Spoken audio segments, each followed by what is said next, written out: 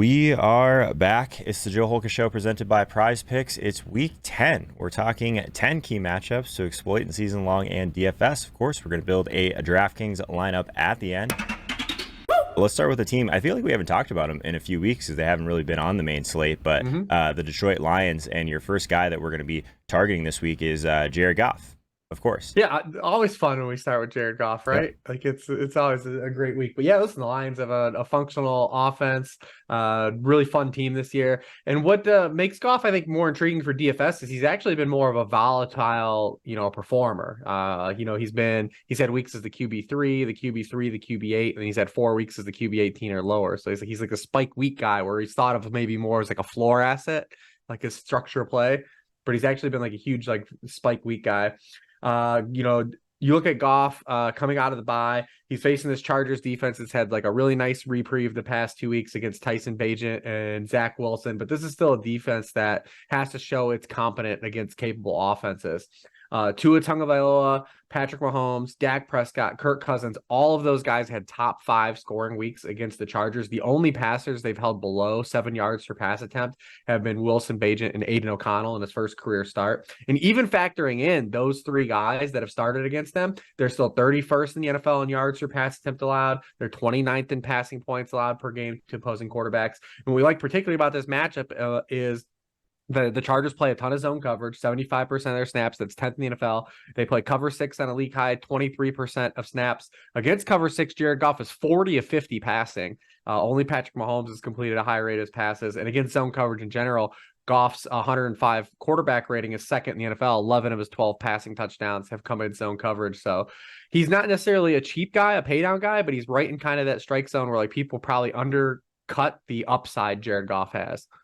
I like it. He's looking like he'll come in pretty low, at least as of now. People have a lot of recency bias with what the Chargers just did. My wife included, actually. She won her fantasy matchup. She was going against Herbert and the kicker, I believe, for the Chargers, and all she had left was Chargers D, and they were basically tied. I was like, oh, you're completely dead. Like, don't even look at this again. She opened it up, started going crazy after the game actually happened. What do you know, Joe? So funny. Yeah, what do I know, right? But it's interesting because Goff coming in at like 5% ownership right now at this price, there's still like a lot of narrative involved in the Goff play always with just playing him on the road as well. So I think there's a lot of things kind of going in favor of this being kind of a little bit under the radar. So I like this quite a bit. Yeah, I think when I look at the Goff road stuff, it's typically weather based or like outdoors and like inside in Los Angeles. I think it's gonna be just fine. Yeah, I ain't worried about where he's traveling to. Right on. So I assume that if we like Jared Goff, then we like the Sun God this week then. Yeah, I think the Sun God is the best play on this slate entirely.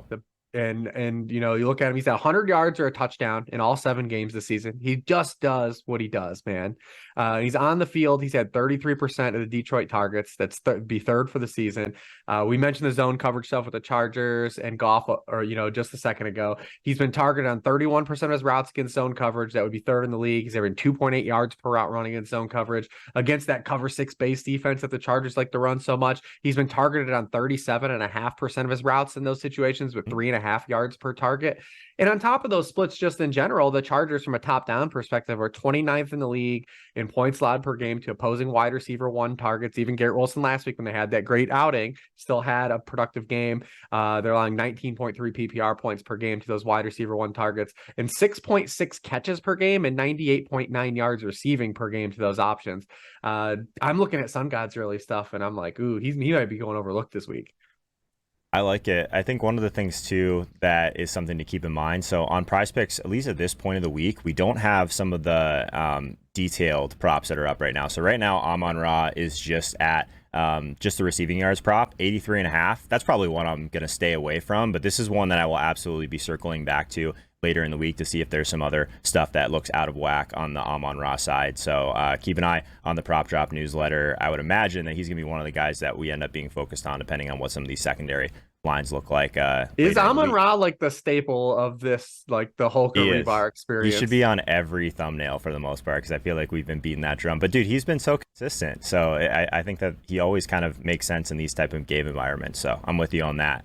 It seems like we might have a double stack. I guess for the first time ever, we're starting with 3 players from the same game and the same offense. So Sam Laporta, another guy on your list here from a matchup perspective that you really like. Yeah, we never really get the tight ends involved, not very often, but I definitely think that this is another good spot too for Sam Laporta, another guy who, comes out of the bye. He's the tight end 5 in target share. He's a tight end 5 in share of team air yards. He's a tight end 4 in targets per route run. He's a tight end 6 in yards per route run. He's just off to just a blistering start to his career. He's been a tight end 1 scorer in 6 of his 8 games played. He's basically established himself already as a locked in tight end 1 for fantasy. And the Chargers are another one of these teams. They play so much zones. They give up a lot of production to tight ends. 29th in yards per target to tight ends. 79.1% catch rate. A lot of the tight ends. That's 29th in the NFL. They have saved some face by not allowing a lot of touchdowns. But this is another guy that just has, a lot of equity in the offense right now. And that's really kind of prevented. It's like we thought Josh Reynolds was going to be a thing kind of early in the year, and Laporta's just basically squanched that. So yeah, we've got a nice opportunity for a double here. I don't know if it's feasible this week because we haven't had a lot of pricing open up this week, but maybe we'll toy with it and see what we could build with it. All right. Well, we'll see if we get there. Let's move on past that game. I think we can all agree that the Detroit stuff, I mean, realistically, it looks like it's coming in a little bit under-owned right now too, which is super exciting. But let's move on to a guy that I think a lot of people have been on the last couple of weeks, and it's been going pretty well. CD Lamb, another person that I think that is definitely on the more expensive side. But if we're kind of sifting through to see who we want to actually pay up for this week, like realistically at the top, a lot of the main guys that we'd be talking about aren't on this. So like the most expensive wide receiver on the slate is Keenan Allen at 8,800. I'm on Rob before we talked about 8,300. So if we move down a little bit, 8,500 for CD Lamb. I almost was going to leave him off because it felt too obvious. He's on such a heater. I try not to do like the super obvious stuff when we do this. But then I was like, you know what? Tony Pollard's going to be really popular, and we're going to talk about him at the tail end of this segment. But, what if he ends up being actually like a leverage play? Dude, Jamar Chase is going to be way higher owned than CD Lamb, I think, this week in that Houston game. Because, basically, they're expecting the blowout. We're expecting the blowout with Tommy DeVito. But you look at the Cowboys the past 3 weeks, after the opening 5 weeks of the season, they were 30th in the NFL in drop back rate. They were 3% below pass rate expectations. They've really shifted since the 49ers game. They've been an aggressive passing offense. 68% drop back rates, 5th in the NFL. They're 8% above pass rate expectation when accounting for game scripts that they've been in. And we saw a couple weeks ago when they did blow out the Rams, it was through CD Lamb. We talked a little bit about last week about the matchup in the Eagles and how they've started to deploy CD Lamb in a different fashion. And his past 3 games now have been his 3 highest rates of playing outside. Now he's still primarily playing in the slot, but they're moving him outside. And again, it's giving him more opportunities for, like we said, those more higher cholesterol fantasy targets. He's getting some more targets downfield. Over that span, he's got 18 catches for 265 yards and a touchdown from the slot, 12 catches for 201 yards and a touchdown on the outside.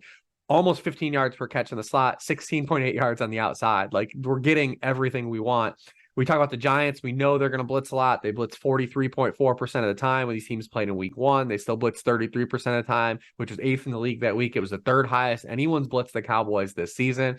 When blitzed, CD Lamb has 32.9% of the Dallas targets, 4.2 yards per route run when Dak Prescott's been blitzed, and he's been targeted on 38% of his routes. Against the blitz this season, he's caught 20 of 24 targets, 270 yards, and 2 touchdowns. There obviously is blowout potential here, but the Giants also, again, from a top-down perspective, have been one of these teams we target for wide receiver ones, 24th in the league in points allowed per game to opposing wide receiver ones. So I was going to leave him off because I was like, CD Lamb's too obvious for this segment, but I actually think that he actually could have been leverage play off of Tony Pollard and potentially some of the other guys at the top of the pricing.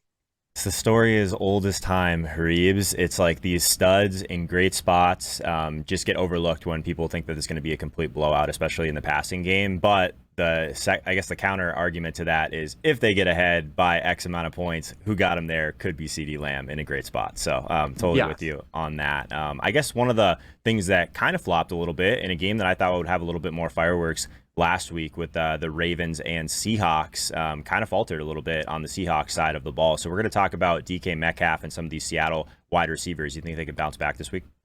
Yeah. I mean, I don't know if the Ravens are just a team we want to mess around with. They might be, yeah. We saw with the Lions a couple weeks ago, like a team that was like trending up. Seattle starts trending up, and they just you go into Baltimore, and they're just woodshedding. Is it crazy to say that they're like the best team in the league right now? I don't think that's a hot take at this point, is it? No, they're definitely absolutely in the conversation. So you think like how the Chiefs are getting, like, the Chiefs defense is playing Mhm. phenomenal, but like the offense has been very kind of like meandering so Yeah. far to start the season. Now Mhm. they built enough like cachet up in our minds. It's like, hey, Patrick Mahomes, the playoffs. We know you have to go through Arrowhead, But and like so you said Italy though, they like the hold us Ravens to are it. blowing teams out right now. Like the Yeah. differential in points is just like pretty crazy in comparison to the rest of the league. Yeah, they really only had that hiccup before the international game against the Steelers, where they kind of like just made a lot of self-induced mistakes that game. But Dan, yeah, I just don't think they're a team we want to mess with, right? For upside though, when we're playing guys in DFS and Right. things like that. So if you think you're getting cute with Jerome Ford or Mari Cooper this week, which I doubt many people are doing, but I'm Well, so what you're saying, saying but is it's not enough to get us to just fade the Seahawks against the Commanders this week, right? correct. Okay. Correct. And honestly, yeah, this would be the ultimate get right spot against this Commanders defense. You know, I almost thought about including Gino again, but maybe Hmm. we could still build something around Gino. But I thought, DK Metcalf is another one of these guys that's in one of these spots, like if not now, then when, right? Like Hmm. this is everything is on the table for him. He's averaging his fewest receptions per game since his rookie season, his lowest catch rate of his career because he has the highest inaccurate target rate of his career right now, because he's getting more downfield targets. But those should help us here. Despite his struggles, though, he still leads the team in yards per route run, target share, and share of air yards when he's been on the field. He has 22% of his targets on throws 20 or more yards downfield. That's created some of the volatility for his performance. But you look at the Commanders, they are the worst in the league in allowing 20 receptions to wide receivers on throws 20 or more yards downfield. Also, DK Metcalf, he's almost a strictly outside player. 87% of his snaps are on the outside against perimeter wide receivers. Washington is allowing a league high 10.9 yards per target, a 7.8% touchdown rate. That's 31st in the league. So there's opportunity here, I think, for DK Metcalf. He's like a guy that his pricing never really moves either. So like he Hmm. never like draws like a ton of ownership. But I also don't want to exclude the other Seattle wide receivers too for this. I think DK has the highest signal for this matchup, but also Washington just allowed two top 30 scores to New England Patriot wide receivers Mm. last week. So like they're kind of a giving defense all around against wide receivers overall. They're allowing a league high 2.1 PPR points per target. They also are allowing 8.1 yards per target and an 8% touchdown rate to wide receivers in the slot. So Tyler Lockett and then Jackson Smith and Jigba also are, I think, on the menu here too, even though DK carries the largest signal. Yeah, Lockett 6,100, JSN 4,100. So a lot of savings if you're willing to move down kind of the salary spectrum a little bit. Again, Reeves, you're giving us some players that I don't think people are at least on at this time of the week right now. So sub 10% for all of these wide receivers as of now. Just again, a really nice kind of leverage spot. I guess not even just leverage spot, just to take advantage of the recency bias that we're seeing after a really tough matchup against this Ravens team. So I'm with you on that. This next name definitely is one that I'm excited about this week. So excited to talk about Brandon Aiyuk, one of the guys that still continues to pop in a lot of the things that I look at weighted opportunity rating using this air yards tool over at fantasylife.com. He's still in the top 10 there and just has never really priced to the point of these other guys on this list. So let's talk through Aiyuk this week. Yeah, I mean, he kind of gets lost in the sauce of the 49ers offense a little bit because, Mm-hmm. McCaffrey's scoring all these touchdowns. Aiyuk hasn't scored since week one because Chris McCaffrey keeps his streak going, right? Like, eventually he's not going to score a touchdown, right? Maybe. Mm-hmm. But yeah, you keep playing Chris McCaffrey. He keeps finding the box every week. But Aiyuk's like peripherals. His offseason's going to be really interesting, right? Like, the 49ers are, I Gonna be think, able going to to keep have him, to you think? they're going to have to tag him, I think, or figure Yeah. something out. Well, he's in the 5th-year option, right? He has a 5th-year option. He Okay. was a first-round pick, so he has a 5th-year option here. But like, he's going to command some action for Mm-hmm. sure. Like in terms of like wanting an extension, because man, only Tyreek Hill is averaging more yards per route run than Brandon Aiyuk right now. It's just the 49ers they don't have the top-down passing values for their Yep. teams, so like it hasn't fully flooded out, but. They're getting Deebo Samuel back this week, and you say, all right, well, maybe Deebo's going to throw a wrench of thing, but Aiyuk has been targeted on 28.4% of his routes with Deebo Samuel on the field this year. When both guys have been on the field together, Aiyuk gets 31.6% of the team targets compared to a 19% rate for Deebo Samuel. And also the Jaguars have another one of these teams. They're more vulnerable on the perimeter where Aiyuk is playing, 82.6% of his snaps. They're allowing 131.9 yards per game to opposing wide receivers on the outside. That's 31st in the league. efficiency. Some of that is game script induced, where like they've just been up on a lot of teams, so teams are throwing more on the outside against them. But we've seen like early in the season, like when they played like the Texans, like they will give up some big games to wide receivers on the outside, even in neutral game scripts.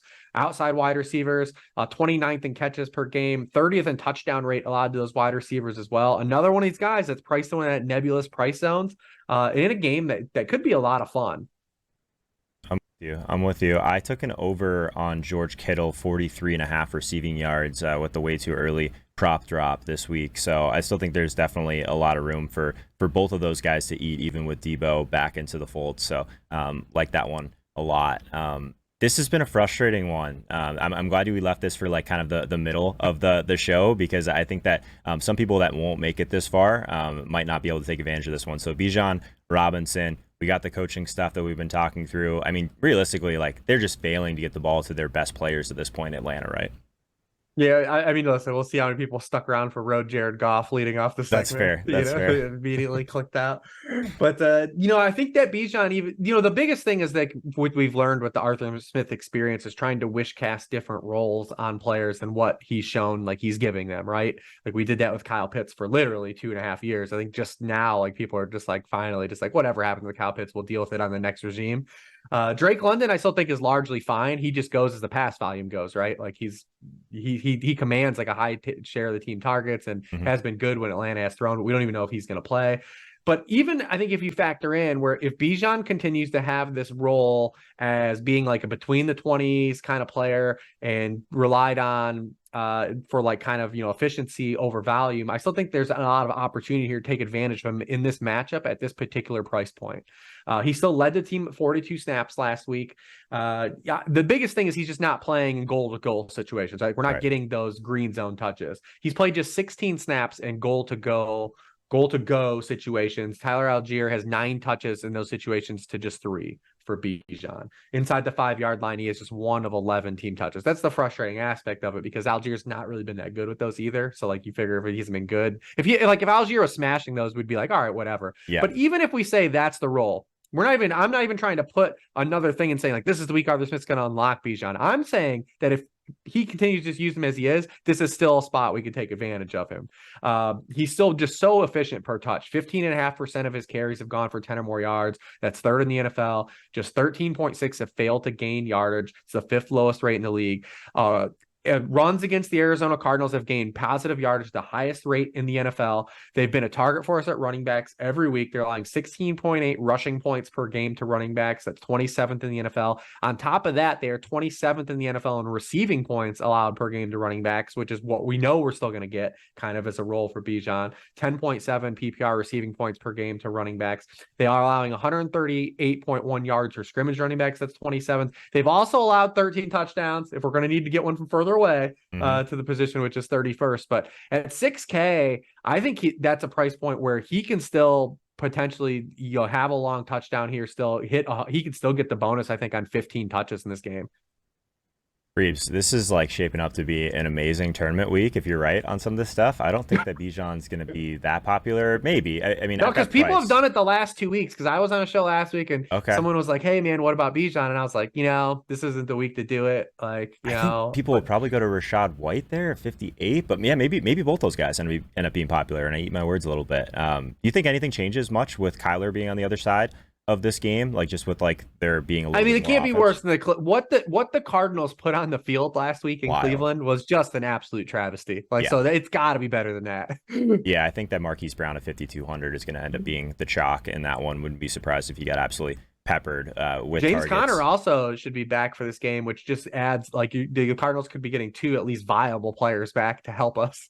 Yeah, it's interesting. PrizePicks doesn't really know what to do with Marquise Brown. There's no lines out for him yet, so I'm not sure what they're going to do with him. So that's another one probably to check on later in the week. I know one of the first things I went to look at this week, and it was to see what Kyler Murray's rushing prop was going to be. Yeah, so is Kyler? Let's see if Kyler's on any. Kyler is also not on PrizePicks yet, so maybe they're waiting for the official word. I think they said that he's starting for sure, though. So he is. He's starting. Yeah. I was just curious, because the first game back from the ACL, is he really going to run? Like, I was just curious. That was one of the ones like early on. I was like, I'm going to immediately kind of see what this is opens at. Yeah. Okay, well, let's keep this moving. We got 3 players left to talk about. Then we're going to build a DraftKings lineup at the end, per usual. So let's talk about DeAndre Hopkins next. Kind of coming back from the dead a little bit, and then last week things definitely could have been a little bit better. Left a little bit of meat on the bone, I think, for how many of these deep targets he's getting these days. And we know with the transition to Will Levis, there's going to be volatility, right? Like that's who Will Levis is. But like we will absolutely take like that volatility paired with like the types of targets now that DeAndre Hopkins is getting and like throw those at the wall. Yeah. 27% of the team targets, 40.1% of the air yards with Will Levis under center. And then just you talk about the opportunity for this matchup. And it's not necessarily just chasing what obviously everyone saw the Texans wide receivers do, but since they're bye, Tampa Bay has been getting absolutely crushed. They're allowed a league high 78.7 completion rate to targets to wide receivers. Think about that. 80%, almost 80% of all targets to wide receivers are being completed against the Buccaneers since they're bye. 31st in receptions allowed to wide receivers over that span, a league high receiving yards allowed to wide receivers span, 7 touchdowns to allowed to wide receivers over that span. And then particularly where it lines up for Hopkins, outside wide receivers have caught 34 of 44 targets, 77.3%. Outside the numbers in the NFL, you aren't supposed to complete 77% of your passes. Right. For almost 12 yards per target and 5 touchdowns to those wide receivers. So DeAndre Hopkins really lined up in a really sensational spot to kind of take that, opportunity that he's getting with Will Levis. And there's going to be some volatility here. That's the Will Levis experience, but this is definitely a matchup to kind of take advantage of it still. Yeah, these are fun on PrizePicks this week. We've already have a couple of combinations that we can do. So a rushing or receiving touchdown from Hopkins or Mike Evans, Hopkins or Chris Godwin's. Do you have a lean on Evans versus Godwin? I know Evans is on your list, but I think these are kind of fun props to attack too. Yeah, I think if you're talking like touchdown equity still, Yep, you gotta lean Mike. You gotta lean Mike Evans. I'm with you. All right, let's talk about Mike on the other side of this game. Then I think he's in a really good spot as well. Yeah, I mean, he just missed a touchdown. It's funny, he caught that 53-yard touchdown. It was touchdown at the 1. And, my son was talking to me about just like, how like it's crazy that there's 100 yards on a football field and how many actual plays get run from the 1-yard line. It's true. Like, it's Rachaad White got two freebies last week, and that makes him a sound play at his price point and turns into a great play at his price point, getting those 2 1-yard touchdowns. But you look at Mike Evans, what's happened the last 2 weeks is he's kind of been reliant on the deep ball. 36.4% of his targets the past 2 weeks have been strictly deep targets. He just has an 18.2% target rate on the intermediate level. We're going to need some more of that to kind of smooth out. Before that, he had a 26.5% deep target rate, 20.4% intermediate target rate. So like we need that to kind of gel a little bit for this matchup to have a better floor. But this is a great spot to do it because the Titans have only allowed 1 touchdown on a wide receiver throw 20 or more air yards this season. But despite their lack of giving up vertical plays, they're giving up a ton of production to outside wide receivers, like non-vertical targets. They're allowing 9.2 yards per target. It's 26 in the NFL, 9.9 receptions per game to outside receivers. It's 30th in the NFL, where Mike Evans is playing 77% of his snaps. So if we're looking for like a natural mini where you don't have to get crazy in like an onslaught here, just like Hopkins and Evans are like a natural tournament mini you can play. Yeah, I mean, it's DFS 101 as well, Reeves, because we're going to see like all over Rachaad White again at 5,800. So if he ends up being like 25% plus owned, and then we see Evans, Godwin, like sub 5 as the way it's looking at right now, like easy place to get some really nice contrarian minis in there. So I'm with you on that. Hopkins looks like he's going to be a little bit higher than the Tampa Bay guys, but not much as of right now. I think that people still, I don't know, for whatever reason, a little bit more hesitant on that one. Maybe 10% on Hopkins. Maybe he creeps up to 15%, but the combination of those two guys together, or at least one of those guys from Tampa on the other side, that's not Rachaad White, I think makes a ton of sense. So with you. Yeah, and we do like, this segment, we do a lot of, player matchup stuff, like kind of the theme of the segment. But like when you look at like building a lineup for every individual slate that we get, it's always unique, right? Like we're talking about these individual plays, but like in the context of like the meta, I think what lineup building is going to be on the slate, and it could change. We're recording this Thursday morning. We don't have a lot of like these cheap wide receivers that we've had in the past. So like in past weeks, maybe we'll get some guys like Kyle Phillips, like we'll draw some ownership, or like JSN, or like someone gets like Kadero Hodge if Drake London's out again. But like those aren't like great. Like you're not excited to like really play a lot of those guys for like them having like a Tank Dell like outcome, right? Right. So like these wide receivers that are priced where Brandon Aiyuk and Mike Evans are, like that 7K range, I just don't think a lot of people are going to be building lineups from receivers on this slate from like guys in that price zone. Yeah, speaking of Tank Dell, I'll do like just a quick plug for the Prop Drop newsletter, the way too early drop that we do on Wednesdays every week. We got Tank Dell over 44.5 receiving yards. I'm not kidding, Reeves. 30 minutes after this drop, PrizePicks pulled the line. So I'm hoping that we got it in good with the over on 44. You're manipulating the field here. It must be me. It has to be us and the Prop Drop people, right? With the run that we've been on, it's looking pretty good. 75% win rate last week. Hopefully we can keep that thing rolling. So before we build a lineup though, Reeves, we have to talk about Tony Pollard. I think he's going to be popular again at 7,300. We already talked about CeeDee Lamb. This game just stands out for a game where they're going to be ahead. So I think a lot of people gravitating towards the run game, I'd imagine. Yeah, and I saved him for last just because I know people are tired of like trying to chase like the Tony Pollard experience. Last week I couldn't believe like he was so popular. Like it was crazy. I know that there was a little bit of price point that like went into that, but if this is another one, we talked about DK Metcalf. Like if not here, then win, right? Like he's had some weird things happen to him over the course of the season in terms of game scripts and the matchup last week wasn't good, but he still had 88% of the backfield touches. He still is third in the NFL in goal to go touches. He's got 17 of those. And you talk about like this, like the Giants have kind of been like our cure-all. You saw again with Josh Jacobs last week, right? Josh Jacobs gets 98 yards and 2 touchdowns. They're now 27th in yards per carry allowed to running backs. They're 30th in rushing points per game allowed to position, 17.6. They've allowed 6 RB1 scoring weeks, including one to Tony Pollard, in week 1 when he had last time he scored a touchdown. So there's always some concern that Dallas just like is up early in this game, and like because they have shown like later in the games they will like restrict Tony Pollard's workload, which is smart, it's intelligent, that could pull off. But like this is still one of these spots like, hey, the matchups here, they're a huge home favorite. We've got one of these running backs that like catches the football. He checks all the boxes in the natural flow of the offense. Like we can't ignore it, right? I'm with you. Yeah, real quick before we build a lineup, did want to mention just, or at least highlight the great week that we had with the Prop Drop newsletter. There's a link in the description for that. Cleared almost 10K myself in profit this past week, so wanted to give a bunch of that back. Ended up doing $700 in giveaways on Twitter just over this last week. So you'll see some of these come across your feed from different Prop Drops. You can get access to these giveaways in 2 seconds just by liking those posts. We do them for sweeps. We do them for a million different things, but it helps get the word out, so I'd appreciate it if you guys check that out. But also I would be remiss if I didn't tell you to turn your notifications on Twitter, because that'll get you access to these even quicker, and we've already seen some of these lines move extremely fast, so you'll want to get access to the email version of these before they even hit Twitter if you really want to get some of the same lines as the rest of our community. So this has been a lot of fun, and would implore you guys to check it out. All right, Reeves, you ready to build a DraftKings team? I think we have a lot really awesome tournament options to go to this week. So curious where you want to start this one. Yeah, I mean, well, rule of thumb is if I give a quarterback, we play the quarterback. All right, fair enough. Let's get him in there.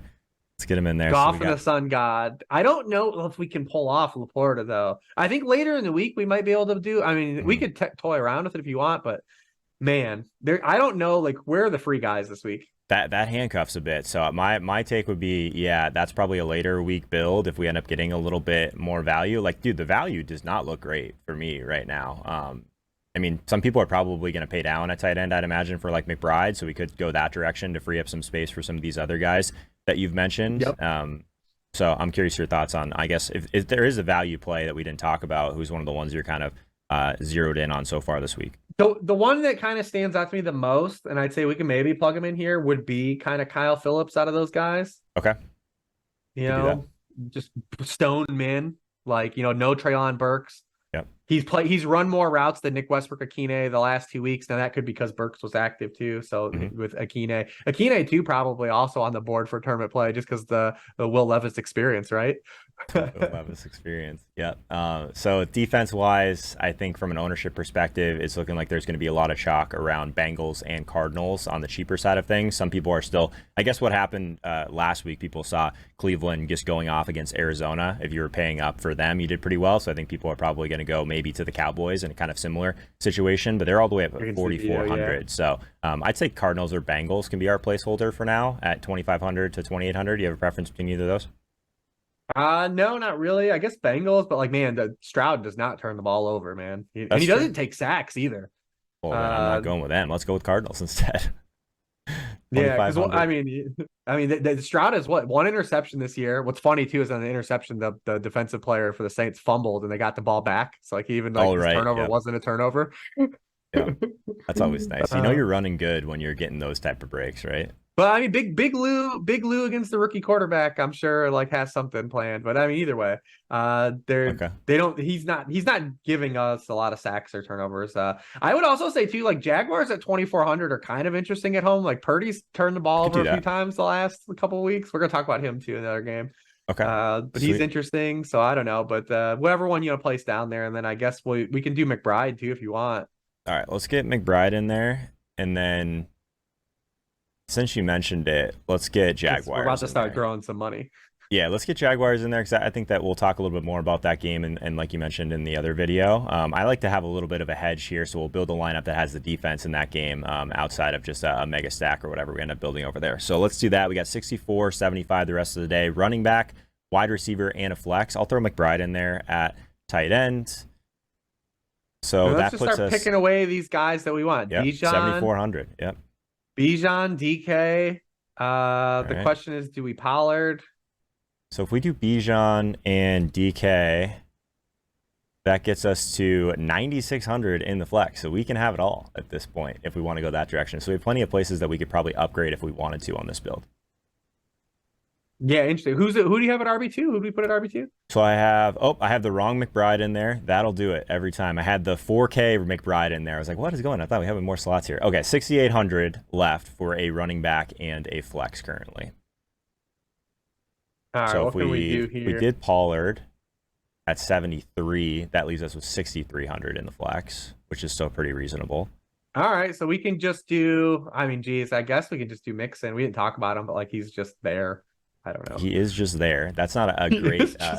Let's see what happens if we put CD in. We take Pollard out. We put CD in the flex. That leaves us with 5K. Oh, that's right. You didn't put Bengals D. I was thinking like Mixon plus Bengals D. Could do that. This leaves us with like a lot more of a gross range for sure at running back. Man, CD at 8,500 really buries you. Well, because we have Sun God. True. Okay. So it's tough when you want to go 2 8K receivers. This is true. All right, Pollard going back in then 6,300 for the flex. Yeah, if we wanted to just let people have flexibility with that. They can play around with whatever they need to create. We can just put Mixon in, and then they can kind of say like, "Hey, I don't want to play Joe Mixon," because you can go off of DK Metcalf to DeAndre Hopkins, or go down to like Lockett, like a guy we you could add Lockett into that as well too if you really wanted to. Just get Metcalf and Lockett together on a little bit of, and then you can see how. And then you can see how that naturally gives you a double if you wanted to play Geno and like do Seattle onslaughts